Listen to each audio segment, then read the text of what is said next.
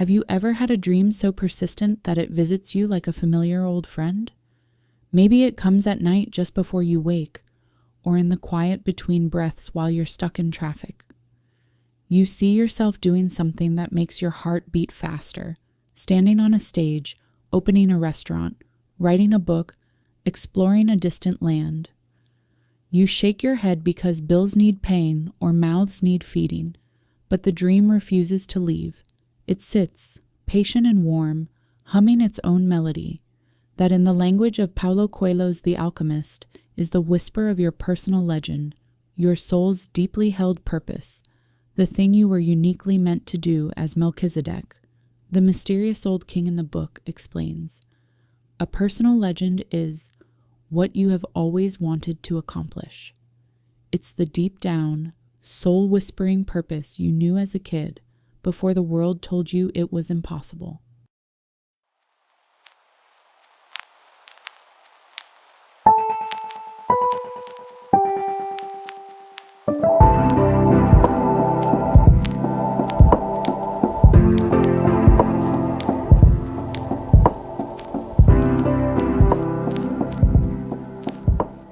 When I first heard the phrase personal legend, I was in my 20s, standing barefoot on a cold kitchen floor at 3 a.m. I had just walked away from a comfortable job to pursue something I couldn't yet name. I felt irresponsible and liberated. A friend had given me Coelho's novel with a sticky note that simply read, "Remember that when you want something, all the universe conspires in helping you to achieve it." I didn't know it then, but the line was drawn straight from Melchizedek's teaching to the shepherd Santiago. I sat down and turned the first page. Within minutes, I found myself walking with Santiago through Andalusian hills, watching him listen to his sheep, and noticing how the world seemed to speak to him in silent, mysterious ways. It felt like the book had been written for me. Santiago's story begins in a ruined church in southern Spain. While sleeping under a sycamore tree, he dreams of a child who tells him that he will find a hidden treasure if he travels to the Egyptian pyramids. Unsure what to make of this recurring dream, he seeks out a fortune teller who interprets the vision as a prophecy. "Go to Egypt," she tells him. He hesitates. He loves his simple life with his flock, but the dream lingers. While debating what to do, Santiago meets Melchizedek, the king of Salem. This mysterious old man seems to read his mind. He explains that everyone has a personal legend or purpose, and that it is our duty to pursue it. He cautions that fear, practicality, and other people's expectations often drown out the dreams we held as children. Melchizedek urges Santiago to sell his sheep and follow the dream, assuring him that when you truly desire something, the universe conspires to help you achieve it. Before parting, he gives the boy 2 stones, Urim and Thummim, to use when reading omens. Trusting this advice, Santiago sells his flock and sets sail for North Africa. Almost immediately, he is robbed in Tangier.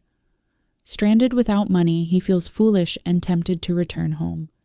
But he remembers the king's words. Choosing to see himself as an adventurer instead of a victim, he finds work in the shop of a crystal merchant. Over 11 months, Santiago helps the merchant improve the business and earns enough to either buy a new herd of sheep or continue toward Egypt. The safe choice would be to return to his old life with more wealth. Yet his dream, the whisper of his personal legend, won't let him settle for comfort. Santiago joins a caravan crossing the Sahara desert. On the journey, he meets an Englishman who is studying alchemy, the art of turning base metals into gold. The Englishman speaks of a wise alchemist living at an oasis who knows the secrets of transforming lead into gold and of purifying the soul. As the caravan travels, Santiago begins to listen to the desert and to sense what the Englishman calls the soul of the world, a universal language that speaks through omens, the wind and the heart. When the caravan reaches the oasis of Al-Fayoum, they cannot continue because tribal wars rage in the desert. There, Santiago meets Fatima, a desert woman drawing water from a well. He falls in love at first sight. Torn between staying with Fatima and continuing his quest, He confesses his dream. She encourages him to pursue it, promising that she will wait for him and explaining that true love does not ask someone to abandon their destiny. Santiago learns that real love supports your journey instead of hindering it. While at the oasis, Santiago sees an omen, 2 hawks fighting in the sky, and has a vision of an army attacking the settlement. He warns the tribal chieftain, and when the attack occurs, his warning saves many lives. Afterward, a veiled horseman confronts him. This stranger is the alchemist. Impressed by Santiago's ability to interpret omens, the alchemist offers to accompany him across the war-torn desert to the pyramids. The alchemist becomes Santiago's mentor. As they ride together, he teaches the boy that alchemy is not just about turning metal into gold, but about transforming oneself. He explains that each person must pursue his own personal legend and that the fear of suffering is worse than the suffering itself. He demonstrates that the soul of the world responds when a person's heart is open. At one point, Santiago must prove his unity with this soul by turning himself into the wind to save their lives. Through these lessons, Santiago understands that the journey and who he becomes are the true treasure. When they encounter warring tribes, the alchemist hands over all the gold he is carrying and tells the warriors that Santiago is an alchemist. He declares that the boy will turn himself into a windstorm. Terrified yet determined, Santiago meditates on the desert, the wind and the sun, until he feels their connection. He speaks the universal language and transforms into a dust storm, convincing the tribespeople of his power. This pivotal moment shows that the boundaries between himself and nature dissolve when he follows his personal legend.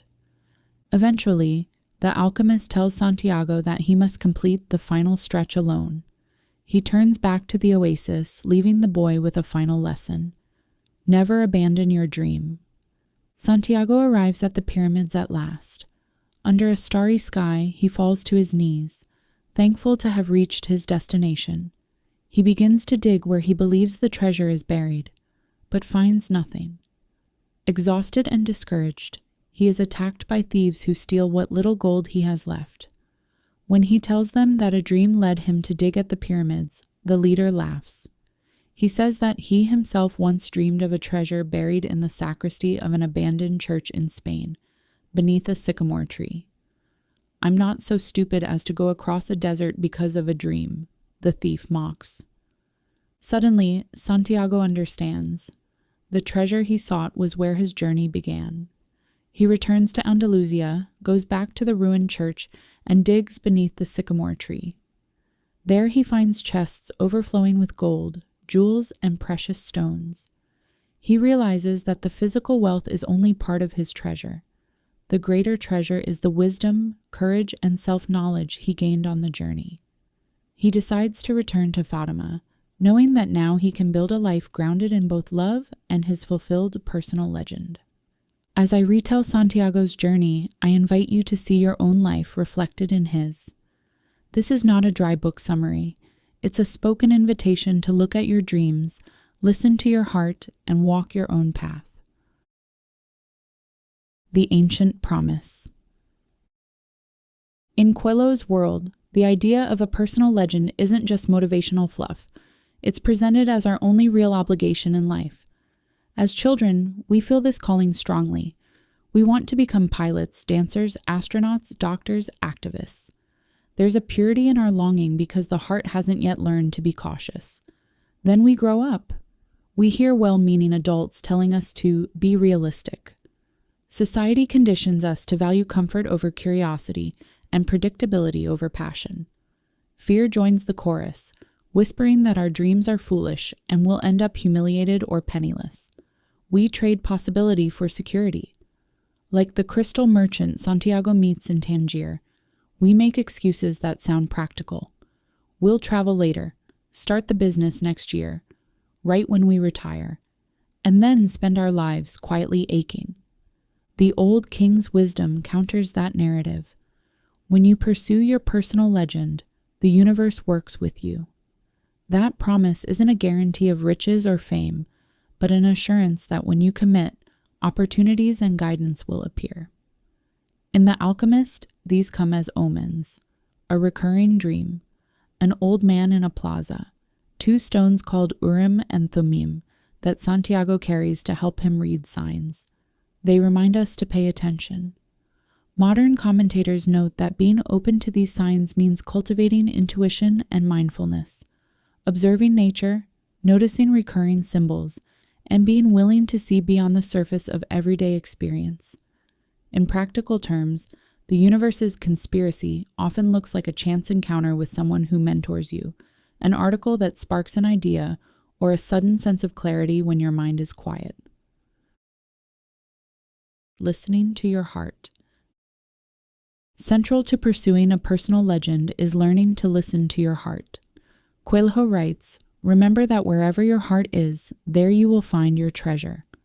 In the novel, Santiago's heart beats faster whenever he thinks about his dream of finding treasure near the pyramids. He learns to trust that racing pulse over the logical voices telling him to stay with his sheep. The heart, in this story, stands for intuition, a knowing that doesn't always make sense but feels right. Modern guides echo this.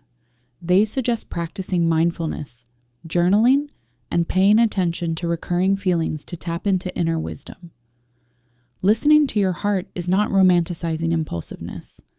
It is honoring the part of you that knows what lights you up and having the courage to follow it. I think of my grandmother when I contemplate listening to the heart. She grew up in a time when women were expected to marry young and stay home.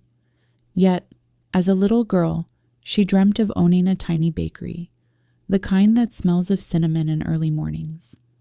She married and raised children, but she never forgot the feeling of flour between her fingers. In her 50s, after her last child left home, she enrolled in a baking class. It felt indulgent, she told me, but she couldn't shake the sense that kneading dough was her meditation. She started baking for neighbors, then for local cafes.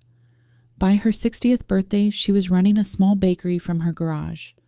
Her business didn't make her rich, but her eyes sparkled when she woke up at 4 a.m. to preheat the oven. She'd followed her heart in her own way.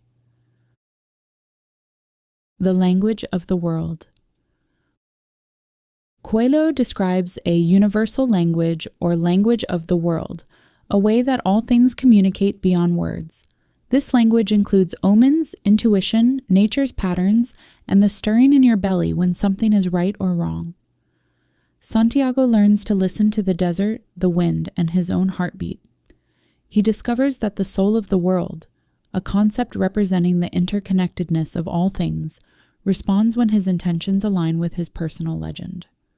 The idea that everything is connected isn't unique to the alchemist. It echoes indigenous wisdom, quantum physics, and even neuroscience. When we recognize that our actions ripple outward and that our dreams affect the world, pursuing our personal legend becomes an act of service. We become part of a larger story. In real life, the language of the world might look like synchronicity. You think about a person you haven't spoken to in years, and they suddenly call. You see a book title 3 times in 1 week. You feel drawn to a place for no logical reason. Paying attention doesn't mean attributing meaning to every coincidence. It means being open. As a friend once told me, signs are less like neon billboards and more like gentle taps on the shoulder. The more we practice awareness through meditation, nature walks, or simple quiet moments, the more fluent we become in this language. Fear, the dream killer. If the universe conspires to help us, why isn't everyone living their personal legend? The biggest obstacle, according to Coelho and many psychologists, is fear. The book calls it a mysterious force that convinces us our dreams are silly or out of reach. Fear of failure, fear of the unknown, fear of looking foolish, these anxieties can be paralyzing. The Alchemist tells Santiago that the fear of suffering is worse than the suffering itself. In other words, the dread of what might go wrong often causes more pain than the actual experience of trying and stumbling. The pain of regret from not trying can be far worse. Santiago's journey shows fear playing out in different forms. When he works for the crystal merchant, He sees a man who has spent his life dreaming of going to Mecca, but never goes. The merchant confesses he is afraid that fulfilling his dream will leave him with nothing to live for. This arrival fallacy, the idea that once we achieve a goal we'll have nothing left, keeps many people stagnant. Santiago experiences his own fear when he is robbed on his first day in Africa, and when he contemplates returning to Spain to buy more sheep. But he chooses to continue, remembering that the universe supports those who pursue their calling. In our lives, fear often masquerades as practicality. We say things like, "I can't afford to quit," "I'm too old to start over," or "What if I fail and look foolish?" These concerns are valid. We must be responsible. Yet, as Coelho's story shows, staying in the safe zone can be its own form of suffering. One strategy is to take small, manageable steps toward your dream. Update your resume, sign up for a class, share your idea with a trusted friend. Breaking big goals into smaller tasks makes them less overwhelming. Another strategy is to reframe failure as a learning experience. People who succeed often do so not because they never fail, but because they refuse to interpret setbacks as verdicts on their worth. The role of love. There is a beautiful twist in The Alchemist. Just when Santiago seems close to his treasure, he falls in love with Fatima, a woman of the desert. He is ready to abandon his quest to stay with her. Fatima loves him fiercely, yet she refuses to let him quit. She tells him she will not allow him to forfeit his personal legend for her. She will wait. This conversation reveals a profound truth. True love supports our dreams rather than demanding we sacrifice them. Love, Coelho suggests, is not a chain that binds. It is a wind that lifts. The Alchemist tells Santiago, "Love never keeps a man from pursuing his personal legend. If it does, it wasn't love." In my own journey, I've seen relationships flourish when both partners encourage each other's personal legends. My partner once wanted to leave a stable job to pursue environmental conservation. We had 2 young children and a mortgage. Fear screamed inside me, but I remembered Fatima's counsel and decided to trust. We tightened our budget and moved to a smaller apartment. Those years were hard, but watching my partner come alive, watching our kids learn that following your heart is more important than following a script, that was priceless. Our love deepened because it rested on honesty and support. The soul of the world.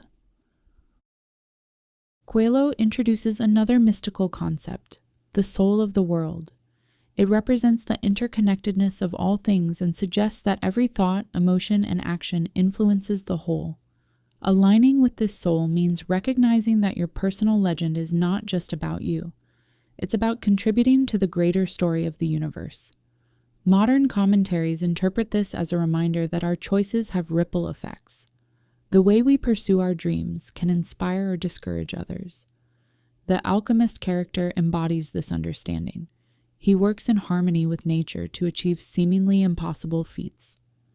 Think of a time when you saw someone courageously pursue a dream. Perhaps a friend started a nonprofit, a colleague wrote a novel, or a neighbor learned to dance in their 60s. Didn't their courage spark something in you? When we step toward our purpose, we widen the path for others. Likewise, when we deny our personal legend, we contribute to collective stagnation. The world needs the gifts we carry, not only for our own fulfillment, but because those gifts create a richer, more vibrant tapestry for everyone. Perseverance and faith. Santiago's journey is anything but smooth. He is robbed, works menial jobs, crosses a desert, faces tribal wars, and confronts his own doubts. Yet he keeps going. The book emphasizes that the secret of life is to fall 7 times and get up 8 times. This perseverance is paired with faith. Trust in himself, trust in the journey, and trust in the greater design of the universe. Faith doesn't mean blind optimism. It means choosing to believe that your efforts and experiences, even painful ones, serve a purpose. Modern guides suggest strategies like setting clear goals, breaking challenges into manageable tasks, practicing gratitude, and seeking support from mentors. Each small win builds momentum, and each setback, when reflected on, can become a stepping stone. One of the hardest moments in my pursuit of writing came a few years in. I had written a manuscript I loved, only to receive a stream of rejection letters. I felt foolish for believing I could be a writer. A mentor asked me, "Why did you start writing in the first place?" I remembered the joy I felt when weaving words and the desire to tell stories that might help someone feel less alone. That was my personal legend, not the approval of publishers. I kept writing. It took another few years, but eventually my work found the right home.